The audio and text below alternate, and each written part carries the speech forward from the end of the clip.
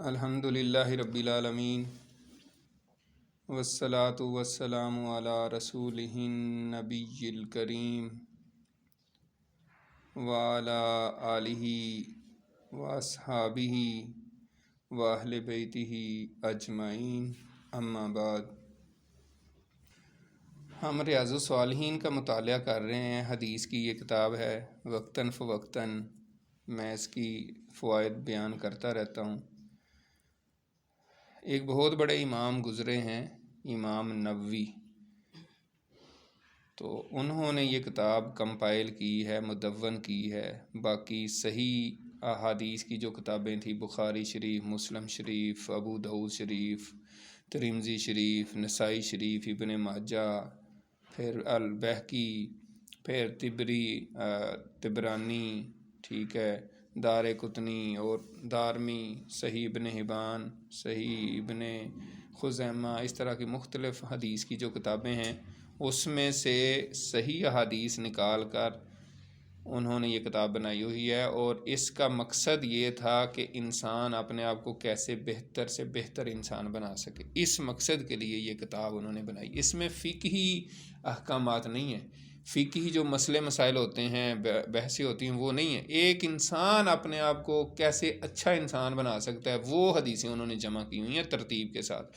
تو یہ ہم کتاب پڑھ رہے ہیں الحمدللہ۔ اس جلد کا یہ تقریباً سیکنڈ لاسٹ جو چیپٹر ہے، یہ آدھا ہم نے پڑھ لیا تھا، آج مطالعہ کریں گے۔ باب کا عنوان ہے مجلس اور ہم نشین کے آداب۔ تو اس میں کچھ احادیث ہم نے پچھلی دفعہ مطالعہ کی تھیں، آج ہم اگلی جو باقی رہ گئی تھیں وہ مطالعہ کریں گے۔ تو اس حوالے سے پہلی حدیث جو ہے، حضرت ابو سعید خدری رضی اللہ تعالیٰ عنہ سے روایت ہے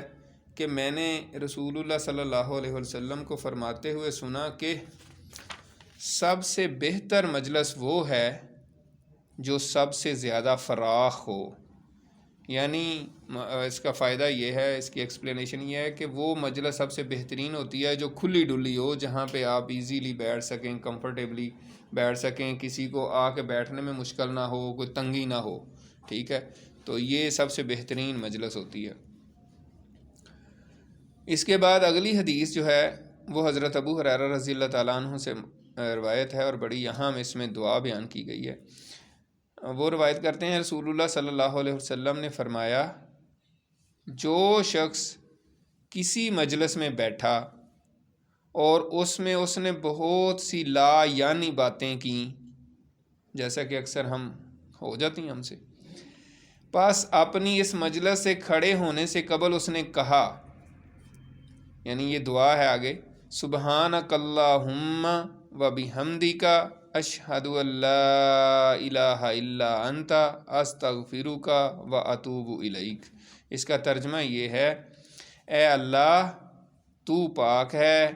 اپنی خوبیوں کے ساتھ، میں گواہی دیتا ہوں کہ تیرے سوا کوئی معبود نہیں، میں تجھ سے گناہوں کی معافی مانگتا ہوں اور تیری طرف رجوع کرتا ہوں۔ اگر وہ یہ دعا پڑھ لے تو اس مجلس کے گناہ معاف کر دیے جاتے ہیں۔ یہ ترمذی شریف کی حدیث ہے اور صحیح حسن حدیث ہے۔ یعنی اگر کوئی بھی محفل ہے جس میں لا یعنی باتیں بھی ہو گئی ہیں، جیسے سیاست پہ ایسی فضول قسم کی بحث ہو جاتی ہے،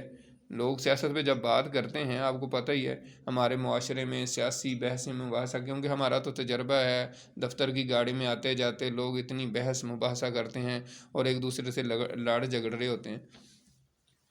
تو کوئی بھی مجلس ہو، یہ تو مثال کے طور پہ بیان، کوئی بھی مجلس ہو تو اس میں لا یعنی کوئی بھی بات ہو جائے اگر یہ دعا پڑھیں، جو کہ ہم درس کے آخر میں بھی پڑھتے ہیں، صیغہ واحد میں یہاں بتائیے، جمع کے صیغے میں بھی پڑھ سکتے ہیں، سبحانک اللہم و بحمدک نشہد ان لا الہ الا انت نستغفرک و نتوب الیک۔ یہ جمع کا صیغہ کہ ہم اللہ تعالیٰ سے استغفار کرتے ہیں، تو اس کے سارے گناہ معاف کر دیے جائیں گے اس مجلس میں جو بھی ہوئے ہوں گے۔ اگلی حدیث ہے، حضرت ابو برزہ رضی اللہ تعالیٰ عنہ سے روایت ہے کہ رسول اللہ صلی اللہ علیہ وسلم جب مجلس سے کھڑے ہونے کا ارادہ فرماتے تو آخر میں یہ کلمات ارشاد فرماتے، یہی دعا اس میں پھر دوبارہ بیان کی گئی ہے۔ اگلی حدیث ہے، حضرت عبداللہ بن عمر سے روایت ہے، اور یہ بھی بڑی اہم حدیث ہے اور اس میں بڑی اہم دعا ہے۔ وہ آپ اس کو جو ہے نا پڑھ سکتے ہیں، میں ترجمہ ہی صرف پڑھوں گا۔ حضرت عبداللہ بن عمر سے روایت ہے کہ کم ہی ایسا ہوتا کہ رسول اللہ صلی اللہ علیہ وسلم ان کلمات کو کہے بغیر کسی مجلس سے اٹھتے، یعنی وہ پوری دعا بہت لمبی ہے تو ٹائم تھوڑا، میں اس لیے اس کا ترجمہ ہی پڑھ رہا ہوں۔ اے اللہ اپنے خوف کا اتنا حصہ ہمیں عطا فرما دے جو ہمارے اور تیری معصیت کے درمیان حائل ہو جائے، اور اتنی اطاعت و عبادت کی توفیق دے جو ہمیں تیری جنت کا مستحق بنا دے، اور اتنا یقین عنایت فرما کہ جس کے ذریعے سے تو ہم پر دنیا کی مصیبتیں ہلکی کر دے، یعنی انہیں آسانی سے برداشت ہم کر لیں۔ اے اللہ جب تک تو ہمیں زندہ رکھے ہمیں اپنے کانوں، اپنی آنکھوں اور اپنی قوت سے نفع اٹھانے کا موقع عطا فرما، یعنی عمر کے آخری لمحے تک یہ حواس باقی رہیں، مقصد یہ ہے، اور اس کو ہمارا وارث بنا، اور تو ہمارا بدلہ اور انتقام ان سے لے جو ہم پر ظلم کریں، اور ان لوگوں کے مقابلے میں ہماری مدد فرما جو ہم سے دشمنی رکھیں، اور ہمیں ہمارے دین کے بارے میں آزمائش میں نہ ڈالنا، اور دنیا ہی کو ہماری سب سے بڑی سوچ اور ہمارا مبلغ علم نہ بنانا۔ یعنی مطلب یہ ہے کہ دنیا سے آگے ہم نہ کوئی بات سوچیں اور نہ اس کا کوئی علم ہی ہمیں ہو، یعنی یہ ہماری سوچنا ہو کہ ہم دنیا کے اوپر ہی بس تکیہ کر کے دنیا کے بارے میں ہی ساری ہماری سوچیں ہوں، دنیا کا نفع اور دنیا کا کمائی اور دنیا کی سوچیں، اور مطلب اسی پہ گھومتے رہے، ہمیں دین کی کوئی فکر نہ ہو، آخرت کی کوئی فکر نہ ہو، یہ ہماری سوچ ہی نہ ہو، تو ایسا نہ ہمیں بنانا، اور ہم پر ایسے لوگوں کو مسلط نہ فرمانا جو ہم پر رحم نہ کریں۔ تو یہ بڑی ہی جامع دعا ہے اور اس کو یاد کرنے کی ضرورت ہے، اللہ تعالیٰ ہمیں بھی یاد کرنے کی توفیق دے اور پڑھنے کی۔ اگلی حدیث ہے حضرت ابو ہریرہ رضی اللہ تعالیٰ عنہ سے روایت ہے، رسول اللہ صلی اللہ علیہ وسلم نے فرمایا، جو لوگ کسی مجلس سے اللہ کا ذکر کیے بغیر اٹھ جاتے ہیں تو وہ ایسے ہیں جیسے وہ کسی مردار گدھے کے پاس سے اٹھے ہیں، اور یہ مجلس ان کے لیے حسرت کا باعث ہوگی۔ یعنی کوئی بھی مجلس ہو، دوستوں کے پاس بیٹھے ہیں، گپ شپ لگا رہے ہیں، کچھ بھی کرتے ہیں، کسی بھی مجلس میں، جیسے دفتروں میں ٹی کلب ہوتا ہے، چائے پیتے ہیں، سارے گپ شپ لگاتے ہیں، تو کوئی بھی مجلس ہو اس میں آخر میں اگر یہ دعا پڑھ لیں جو میں نے شروع میں پڑھی ہے، اور کچھ بھی نہیں ہے تو حضور پاک صلی اللہ علیہ وسلم پر درود شریف پڑھ لیں، کوئی اس طرح کا اللہ کا ذکر کر لیں تھوڑی دیر، کوئی بھی ایسی اللہ کی ذکر ہے، ذکر کا مطلب یہ نہیں کہ بغیر تسبیح پکڑ کے جیسے ہم ذکر معروف ہے، یعنی ویسے ہی کہیں گے یار اللہ تعالیٰ کا بڑا شکر ہے، اللہ نے اتنی نعمتیں دی ہوئی ہیں، اور چائے پینا شروع کر دیں، تو یعنی اس کا ذکر بیچ میں آ جائے، اسی طرح درود شریف پڑھ لیں تو انشاءاللہ پھر وہ حسرت نہیں ہوگی۔ اگلی حدیث ہے حضرت ابو ہریرہ رضی اللہ تعالیٰ عنہ ہی سے روایت ہے، نبی اکرم صلی اللہ علیہ وسلم نے فرمایا، جو لوگ کسی مجلس میں بیٹھیں اس میں اللہ کا ذکر نہ کریں اور نہ اپنے نبی پر درود بھیجیں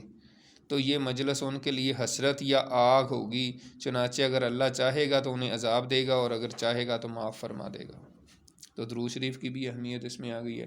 آخری حدیث اس باب کی یہ ہے، حضرت ابو ہریرہ رضی اللہ تعالیٰ عنہ ہی سے روایت ہے، رسول اللہ صلی اللہ علیہ وسلم نے فرمایا، جو شخص کسی مجلس میں بیٹھا اس میں اس نے اللہ کا ذکر نہیں کیا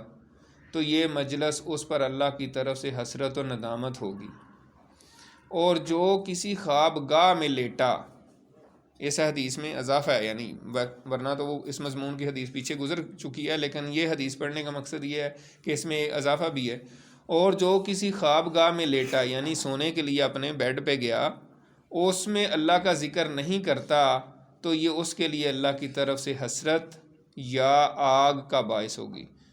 تو یہ ساری احادیث کا جو ہے خلاصہ یہی ہے کہ ہم کسی بھی مجلس میں بیٹھیں تو وہاں اللہ کا ذکر کریں، اللہ کے نبی صلی اللہ علیہ وسلم پر درود شریف پڑھیں، اور جب سونے کے لیے بھی جائیں تو وہاں پہ بھی اللہ کا ذکر کریں۔ ہمیں اتنی دعائیں سکھائی گئی ہیں، جس نے دعا پڑھ لی سونے کی تو سمجھ لو اس نے اللہ کا ذکر کر لیا ہے، اور سونے کی دعاؤں کے علاوہ بھی بڑی صورتوں کا ہم نے کئی دفعہ ذکر بھی کیا ہے کہ صورت الکافرون پڑھنی چاہیے سوتے وقت، آخری 3 صورتیں پڑھنی چاہیے، ٹھیک ہے، مطلب مختلف اذکار ہیں جو سوتے وقت کرنے چاہیے۔ تو اللہ تعالیٰ سے دعا ہے کہ اللہ تعالیٰ ہمیں عمل کی توفیق عطا فرمائے۔ وآخر دعوانا الحمدللہ۔